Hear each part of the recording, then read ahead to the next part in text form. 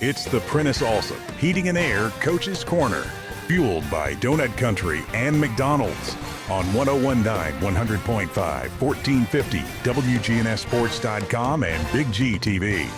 And this portion of the show brought to you by State Farm agents Andy Womack, Dana Womack, Celeste Middleton, Alex Williams, Ron Reeves, and Emerson Williams. Like a good neighbor, State Farm is there. Wendell Ingram joins me, the head coach of the Rockville Rockets.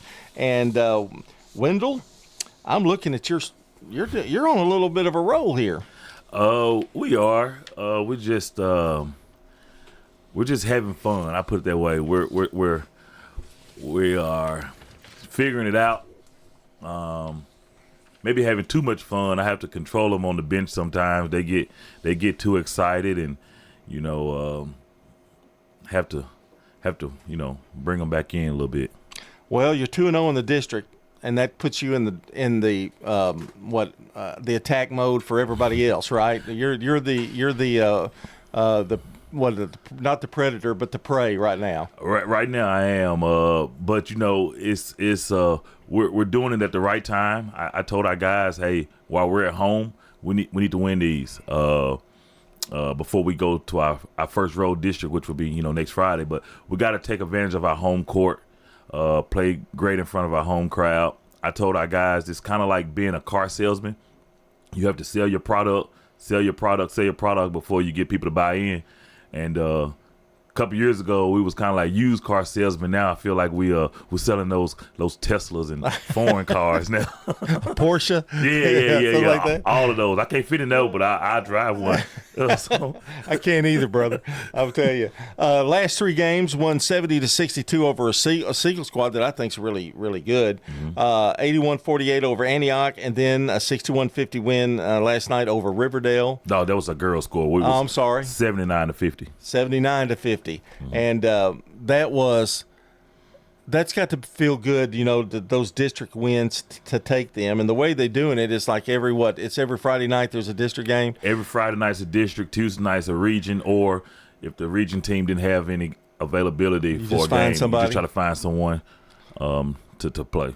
What's been the difference this year? Because like right now, the way you're playing, what's the difference between this year and any other year? Because it seems like you kind of feel more comfortable with these guys or something. Now, explain it to me. I call these guys our day ones. When I took over the program, they're yours. These guys are mine. Okay. These are the ones that will wake me up at 7 a.m. and say, "Can you open up the gym?" Yeah. And you would look at them and be like, "Man, you're just a freshman. You're just a sophomore. Go back to bed." But now it's all coming into play where now my alarm is set for 7 a.m. because I know they're going to call me and say I want to get to the gym versus them waking me up. Yeah. When they come into the gym, they're not coming there to play around. They're driving to the gym where years ago they was getting dropped off. Right. So that lets me know they're a little bit older now. And they're holding guys accountable. Where we call it timeout. It used to be us talking in the huddle. Now it's the players talking in the huddle. They're like, hey, I'm going to do this. I'm going to do this. Hey, when he cuts, I got you. I'm going to do this. They study the game. They know the game. And they've been together. They some of them play together in the summers. They got great dads in their lives that takes care of them. They want to go out and come into the gym with them and put in work with them as well. And a lot of things, I can draw up the X's and O's, but the parents and the players are the ones that's executing it. They're holding them accountable as well. I don't know that I've ever had somebody discuss it, but like they being yours, like we think about that in college, well, this is my group, but it really is true. And they kind of know like whether what the other one's thinking at times too. That's just got to help. They definitely do. Guys like Elijah France and Caleb, man, they're like best friends. They play summer ball together. They know exactly where each other going to be at. I mean, if he throws the ball to Caleb and Caleb loses it, he gives them that look. That look that's kind of like, hey, let's fix it the next time. Yeah. They don't argue with each other. They watch a little film together, and they that's when they laugh at each other right there. They argue doing film study, not on the court. Right. And it's good to have those conversations behind closed doors because when we get done, we cut the lights back on, and it's kind of like high five, shake hands, hug, love you, mean it. Let's get to work. Pre-Christmas, you played a lot of tough teams. Oh man, I did. And played a lot, but and you suffered some losses during it. But you feel like that has kind of catapulted you all to a little bit more togetherness as well. So we looked at our schedule. The 7 of the 8 losses that we have, those teams played in the state championship or state tournament last year.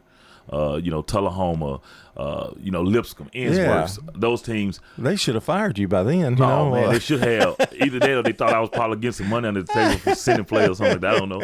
But that was tough. That is tough. I remember us talking about that, I think. It was. So, they probably started checking my cups when I'm drinking at schools. They make sure it's water and not nothing else. But I do that because, for one, nobody else is doing it. I don't mind bringing a team like that to Rockville to play. For one, it's bringing good gate money. Mm-hmm. 2, when guys send off film to colleges, it looks good when they're having highlights against those type of teams instead of playing against teams that you're going to beat by 30. So it's never about the scoreboard when we play teams. It's about February and hopefully March. Mm-hmm. Gonna do it again next year. Gonna schedule somebody else. So my guys, they know the schedule before we even touch on the summer camp. So they either gonna leave and go to another school, or they're gonna get excited and get better. I wanted to talk a little bit about. You've already mentioned Elijah and Caleb. They scored 16 and 13. But what I'm thinking, Arden Lewis with 23. It's been a different guy, that's been kind of leading it. But you've got several weapons. I do. So, you're gonna have to scout more than one player when you play us. We do have 4 guys who've been scoring double digits every game, and Arden Lewis is a freshman. Yeah, and he's not afraid of nobody. So if people are scouting and say, hey, this is a freshman kid, you can rattle him. You're not. So I imagine he's blended in really well. He has with the older guys. He had to, and we put him in the fire this past summer. Yeah. But he hasn't had but probably one bad game, and that one bad game he made up for it on the defense. Yeah. Kaysen is playing a great game. He's a junior. And then we have Messiah Powell, who's a junior that comes in off the bench. And then we got our big guy, Dallas Paldo. He's excited. Got his big major offer yesterday from Georgia for football and Vandy from football yesterday. So he had a chip on his shoulder last night as well. So we got guys who are stepping up. Arden Lewis is going to be one that you're going to see here in the next couple of weeks that's going to go out there and get you 20. And Caleb's going to get you 20. Elijah's going to get you 20. And before you know it, that scoreboard can get ugly. So I tried to kind of evaluate your coaching style, and to me, it's a little bit controlled. Go at it. You don't mind putting it up. I don't, but at the same time, if most people look at it and say, "Oh man, he tried to run the score up," but when they go back and watch film, they're like, "Oh, his starters are on the bench." Right. We played Antioch the other night, and we could have got 100. Yeah. But no, the governor's not going to call you in March and say, here's your plaque for getting 100 points against Antioch. I want the plaque from TWA to say you're a state champion. Yeah. But we're getting everybody involved. We have been scoring a lot of points. That's a good weapon to have, though, like particularly in district tournament region, though, right, Wendell? I mean, it really helps. But we also got to know that if you get a team to slow us down, are we going to make the right decisions to be able to close out a game? And that's what we struggled with against Siegel last Friday. We jumped out on Siegel 26-9, and but we didn't know when to slow it down. When the referees, started, getting us, because we are an aggressive team. We got a little nervous because we was like, now we got to play and execute and things like that, and that's what we gotta work on as well. We do a lot of situations in practice where we put time on the clock and figure out how to close out a game. Boy, isn't closing out a game the biggest thing? I mean, that's the biggest thing, because you're asking a 14-year-old, 15-year-old, 16-year-old, 17-year-old, hey, take care of the ball, don't make a mistake, don't do this, don't do that, and they're like, come on, my mom just told me I got to clean my room. My mom told me I got to do my homework. The teacher said I got. So you're putting a lot on their plate at that age, and Hopefully it works. I've been struggling with the new districts. Then Matt Rigsby told me just think everybody in Murfreesboro but Blackman. So that's how I've come across this. But you've got a big week this week. Laverne, who played Smyrna tough last night. You've got Oakland, which I think is a scary team, and it is a district game. And then you go with Stewart's Creek. You're going to be the only road game you have is at Oakland next week, I believe, right? Yes, sir. So they're a test. I mean, and especially at home. So Oakland's going to play great, man. Coach Rutland, he's bringing a different style to Oakland that they're not used to. And once it all comes into play, they're going to be a scary team. They're young. They got some young pieces, especially that plays JV, that plays hard. And then Stewart's Creek and Laverne, they're not in our district, but they're kind of like our interview process to see if we're ready for the region tournament. Right. And then later on in February, we got that juggernaut Blackman that that's got it rolling right now. So it's gonna be fun, and I'm ready, and see what goes on. I need to come do that Oakland Rockville game just to hear you and Tony talking over on the sidelines. Man, it's gonna probably be. We gotta cover your ears if you're Catholic. You better not listen.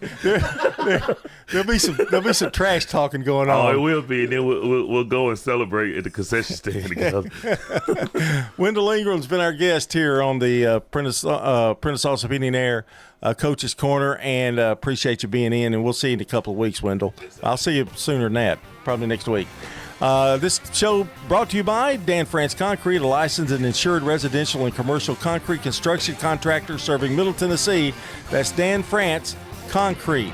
And coming up, Danny Brewer takes over. The wild and woolly Danny Brewer. Stay with us.